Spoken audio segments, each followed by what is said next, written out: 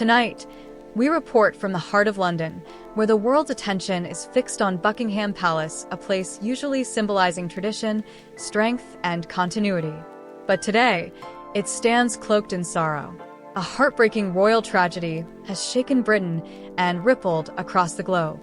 What began as an ordinary morning quickly spiraled into one of the darkest days in royal history. Stay with us as we unfold every chilling moment of this fateful day inside the palace walls. The morning began like any other, guards in crisp uniform, royal staff moving briskly through the halls. But soon, something felt off. Communication lines buzzed, meetings were abruptly cancelled, and a quiet tension settled over the palace. By mid-morning, sources reported senior aides huddled in private rooms, their faces pale and voices hushed. Then came the moment that stopped time. The royal website suddenly went offline. When it returned, a single solemn message appeared. Buckingham Palace confirmed an unimaginable loss within the royal family. No names, no details, just heartbreak. Within minutes, the news spread like wildfire. Television stations cut to emergency coverage. Radio presenters fell silent mid-sentence, and across the United Kingdom, millions stared at their screens in disbelief. People stepped out of shops and offices to call loved ones, whispering the same haunting question: what's happened to the royal family? Britain, the nation that had seen wars, abdications, and scandals, had never seen a silence this heavy. Inside the palace, life came to a sudden stop. Curtains were drawn, staff dismissed early, and for the first time in years, the great courtyard stood empty. Even seasoned aides, who had served generations of royals, were seen wiping tears. Those who had been inside described the atmosphere as suffocating. No words, just grief. The marble halls that once echoed with royal events now carried only the sound of mourning. By afternoon, thousands had gathered outside the palace gates. The first few came quietly with flowers, then came more, with candles, letters, and the Union Jack wrapped around their shoulders. The crowd swelled into the tens of thousands. There were no chants, no noise, just the sound of soft sobbing and flickering candlelight. Across the country, church bells rang in unity, a somber melody of national mourning. Inside, the king was reportedly inconsolable. Queen Camilla stayed by his side, her face etched with exhaustion and sorrow. Prince William and Princess Kate arrived shortly after, visibly shaken. Palace sources described the reunion as heartbreaking, with William embracing his father in silence. For the first time, the royal family, so often bound by protocol and poise, was overcome by raw emotion. Hours passed without an official statement. The press waited. The public waited. The world waited.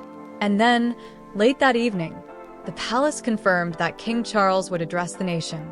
The announcement alone drew millions to their televisions. Cameras were set, lights dimmed, and then, there he was. The king's face, pale and weary, filled the screen. His eyes told a story of pain no monarch could hide. With a trembling voice, King Charles began, "Tonight, I speak not as your sovereign, but as a father, a husband, and a man in mourning." The world watched in silence. His words were not wrapped in royal formality, but stripped bare in honesty.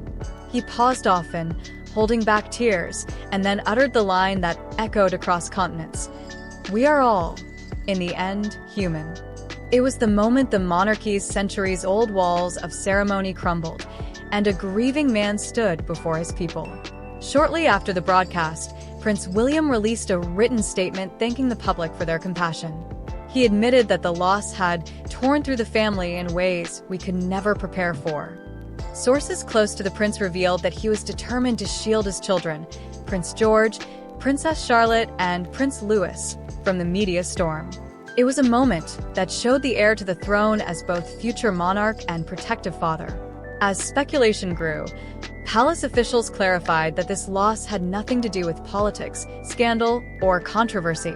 It was a deeply personal tragedy. Insiders revealed it struck unexpectedly, shaking the family to its emotional core. For decades, the royal family had balanced public duty with private pain, but this this was different. The tragedy had stripped away titles and crowns, leaving behind only a family in mourning. Condolences began pouring in from every corner of the world. Leaders, celebrities, and citizens shared messages of love and strength. Landmarks across Britain dimmed their lights in tribute. From New York to Sydney, people gathered for vigils. The tragedy had transcended royalty. It had become a global moment of shared humanity. Britain was not just mourning its monarchy, it was mourning a family it had grown up watching, loving, and protecting. This tragedy reminded everyone of something the crown often conceals. Behind the royal titles and ceremonies are people who laugh, cry, and grieve like the rest of us. The strength of the monarchy, perhaps, lies not in its grandeur, but in its humanity. And in this darkest hour, that humanity shines through more than ever before. As night falls over Buckingham Palace, the candles outside still burn. Their soft glow flickers against the palace gates, as if whispering prayers into the autumn air. Inside, a family mourns in silence. And across the world, millions mourn with them. What really happened behind those guarded walls? What truth lies beneath this royal sorrow? One thing is certain: the British monarchy will never be the same again. Please like, share, and subscribe. Thanks for watching.